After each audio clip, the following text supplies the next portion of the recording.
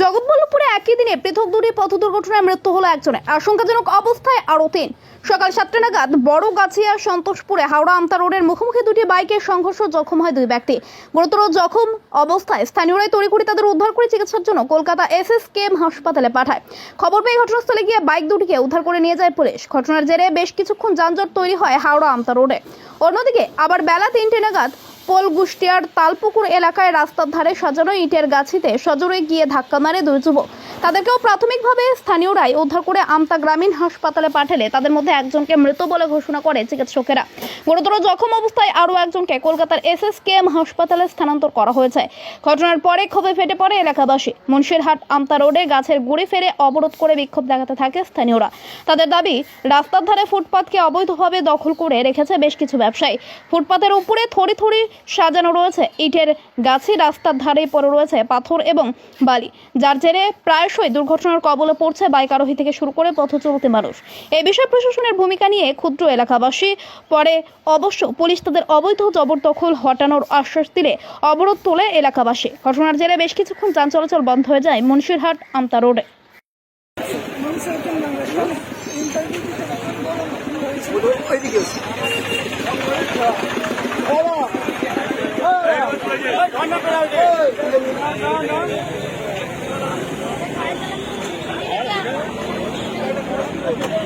এখানে দুপুর 2:30টা নাগাদ একটা অ্যাক্সিডেন্ট হয়েছে।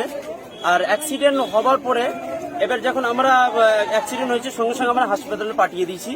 আমাদের পথ অবরোধের একটা উদ্দেশ্য ছিল, এর আগে যারা তোমার এই যে রাস্তায় গুড়ি ফেলা রয়েছে, ইট ফেলা রয়েছে, বিল্ডাসওয়ালা মিলওয়ালা সব গুড়ি ফেলে রেখেছে এবং ইট ফেলে রেখেছে, এর আগে থানা থেকে নোটিশ দিয়েছিল এবং প্রচারও করে গিয়েছিল। তা সত্ত্বেও এরা সেই কথাটা শুনেনি।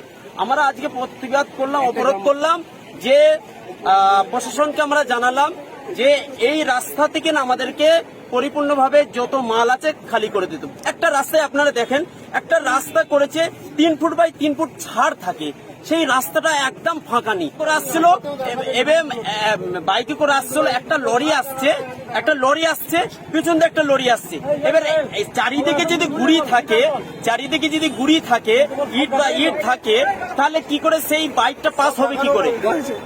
খুব গুরুত্ব আহত, একদম স্পট একজন ডেড হয়ে গেছে, আর একজন খুব গুরুত্ব আহত।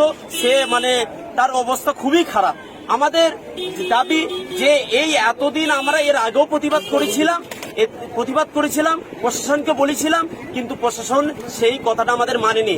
আমরা এইটাই জানি, হয় প্রশাসনের গাফলতি, তাছাড়া আর কিছু নয়। আমার নাম M হাসিব।